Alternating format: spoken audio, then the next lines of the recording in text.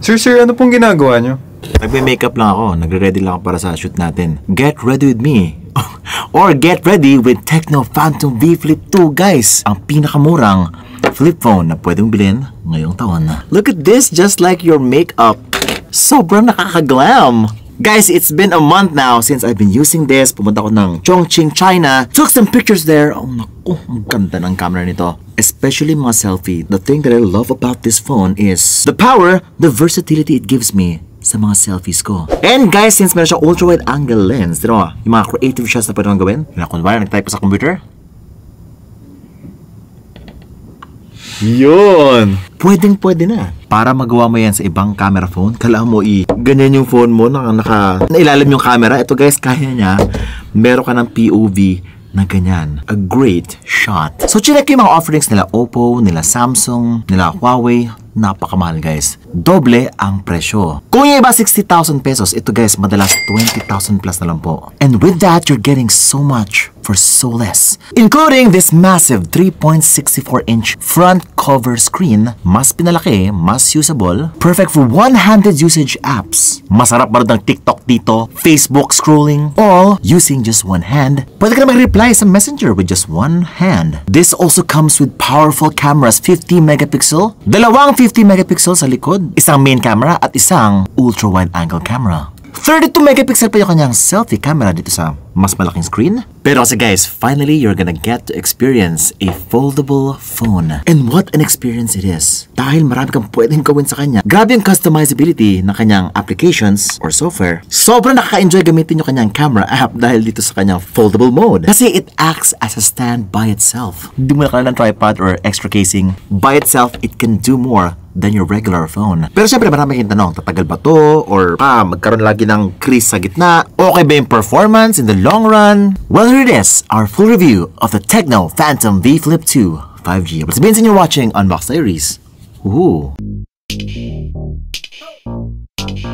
Now, from the name itself, hindi po siya yung pinakaunang V Flip phone. This is the second iteration and it's a much needed improvement from its predecessor. Malaki ang difference ng 2 sa 1. From the displays, the cameras, the build quality, ang layo guys. Kung yung una medyo plasticky, medyo chuchu, ang liit ng cover screen before, not usable. This one is much more improved in every aspect. Got the chrome finish at the side, antenna bands din, talagang metal. You got here a 6.9-inch 120Hz AMOLED display sa harapan at meron siya sa cover screen 3.64-inch po yan, AMOLED na rin. And it looks like it's also 120Hz. Ang smooth din. And the cover screen integrates really well with the cameras. Hindi po siya sagabal dun sa view ng inyong applications. And tinan mo, ultimo yung time placed really well dito sa cover screen. Well thought out, well designed. Now yes, it is a foldable phone. You can half its size just like that. Pwede siyang matangkad. Pwede siyang pandak. If you look closely, yung display mismo nagbe-bend. Ayan. Tapos sa likod, ito po yung tsura niya. And as I do this, it reveals the Phantom branding. Now before, ang tawag po dito is mga clamshell phones. This is clamshell mode. Kung medyo may edad ka na, katulad ko, yung mga movies before, pinapatan nila yung mga cellphone na pwedeng i-fold ng ganito. And then papasok sa pocket. Yes guys, ganun po dati. It was very trendy. Pero I think it's very useful din. Kasi nga, yung phone mo, mahaba siya by default. Baka hindi magkasya sa pocket mo. Too long. Maybe your pocket is just konti lang yung pwedeng ilagay. Skinny siya. What if pwede mo siya paikliin? Just like that. And yes, it does fit pretty much everywhere. So, skinny jeans, bags, pouches, you name it, kompleto po. It is a very portable device. And when you need the full features of this phone, pwede mo naman siyang i-unfold just like that. It's actually taller than most phones. Yung iba 6.67-inch lang, ito guys 6.9-inch. Napakahaba po niyan. Matangkad po siya tingnan. And by tangkad, tingnan mo naman to. 1, 2, 3, 4, 5, 6, 7, 8 rows. 8 rows ang pwede mong ilagay dito sa isang page sa kanyang home screen. By the way, ito pala yung itsura niya sa home screen kapag na full unfolded mode. Pero kapag folded mode, ito po yung itsura niya sa kanyang cover screen. Ayan po yung itsura niya. 3x3 lang po yung pwede sa kanyang small screen. Very nice. Now in terms of yung crease sa gitna, no, it's similar as the first version. Meron pa rin mafe-feel dito na parang lubak. Hindi ba siya completely flat na parang planchado. Yun, hindi pa siya straight.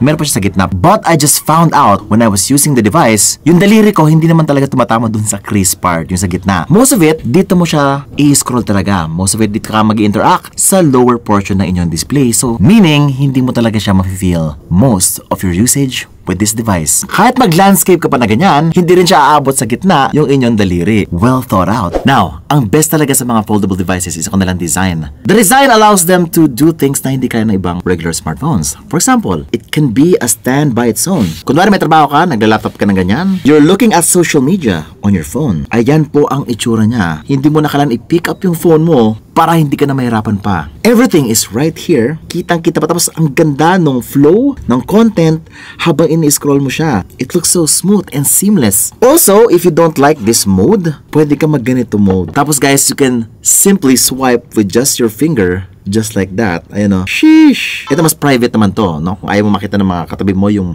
binabasa mo, yung boss mo, lagi nakatingin sa'yo, ito, pwede ka na tumingin sa chismis dito sa messenger nyo. Speaking of chismis, no? Pwede ka mag-reply ng chismis mo na mas mabilis with just one hand. Now, when it comes to looking at content, no? Yung videos, photos, napakaganda, napaka-vibrant ng mga pictures, ng mga videos when you're looking at them sa display. Isa pang okay dito is grabe yung kanyang privacy, no? Kapag meron kang pinapanood na Viva Max, ayun, no?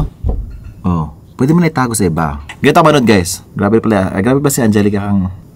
Ay, grabe. Ganun pala yung ano niya. Ngayon ko lang nalaman yung ano. Makinis pala talaga. Or kung nang dadaya ka sa school, sa quiz nyo, ayun, nakaganyan lang, oh. Di ba? Domingo, ano yan? Ano ginagawa mo?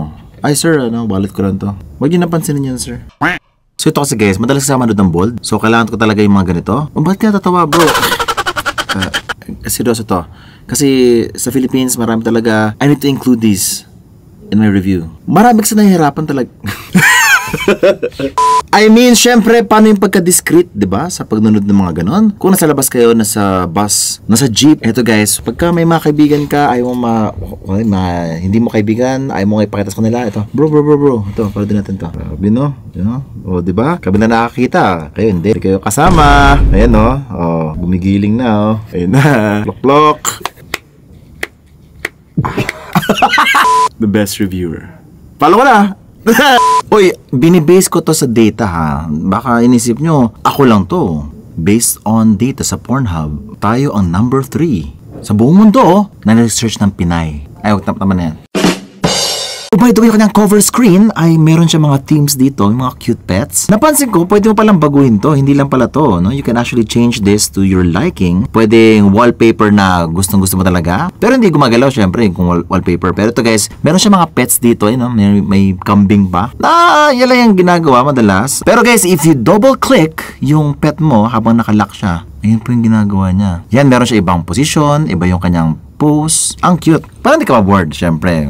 Gusto mo nakita ng mga kittens all day, this is it. Parang everyday, ang cute. Parang ganun yung dating. Ayoko to, gusto ko everyday si Wally Bayola.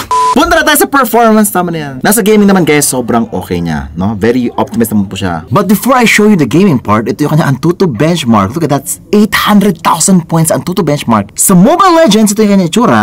Guys, akala ko meron siya mga black bars sa gilid. No, it's a full screen experience. Tapos, tingnan nyo to, nandito ako sa turtle part. Kitang-kita ko dun sa gitna, ay nangyayari. What?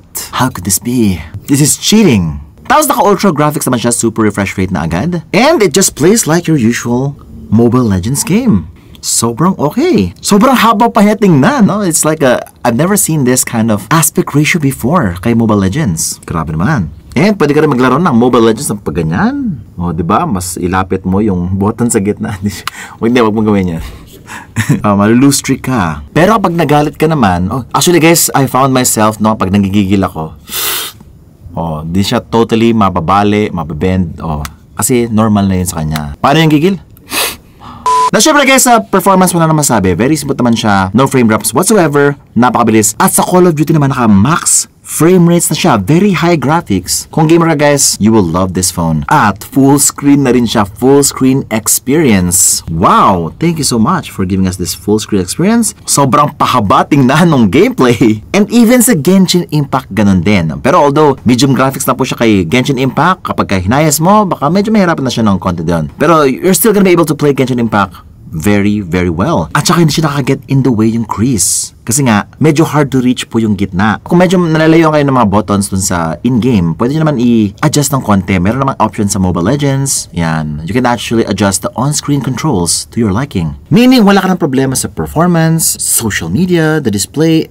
It's like your smartphone plus more. Pero ito na, the camera is what makes this extra yummy. So, di mga photos na pwede mong makuha sa kanya. Ang linis tingnan ng mga photos, very bright siya, sharp, image quality is very, very good, but syempre, it's not perfect, no? It's not gonna be as good as a real flagship phone from other very big brands. Pero guys, for what it's worth, ang ganda po ng pinoprovide niya. Especially yung selfie capability na pwede ka mag-selfie sa kanyang rear camera using the front screen. Kitang-kita mo mas maganda yung background blur, mas malinaw halos lahat, and even sa low light, ang linaw din. Yung camera niya is very similar kay Camon 30 Pro 5G. That's how I see it. Very similar yung kanyang image quality, pero kasi yung ultra-wide angle lens sa likod, pwede mo nang gamitin sa selfie, which is a nice touch. Finally, pwede ka na ganyan. Guys, like I told you, it acts as a stand by itself. Pwede mo siya i-place ng ganyan, tapos groovy kayo, ultra-wide, and then say hi, mag-i-start na yung kanyang countdown. Very useful feature. Meron siyang ganun guys, kakaway ka lang at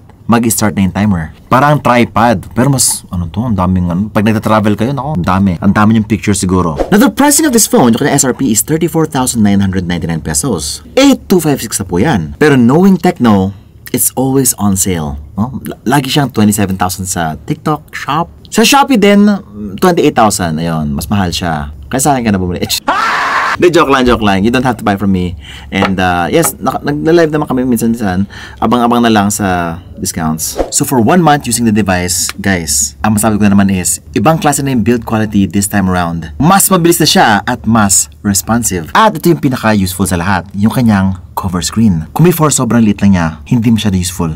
Now, with this, ang dami ko nang pwedeng gawin. But other than that, wala siya masyadong pagbabago sa V Flip 1. If meron ka pa rin gano'n, hindi mo na kailangan mag-upgrade sa ganito. Pero, if you're looking for a device na kasing premium, kasing ganda ng mga Samsung Z Flip, masyado mahal kasi yun guys. And it does the same thing at half the price. Tecno Phantom V Flip 2. V4 Tecno? Dapat T Flip pala to eh. V Flip, ayun. Pero ito guys, if you wanna see more videos just like this one, mga flippable phones, foldable phones just like this one, mag-subscribe ka lang, hit the bell icon so that you don't miss any of my great content. Sabihin sa inyo watching Unbox Diaries. Woohoo!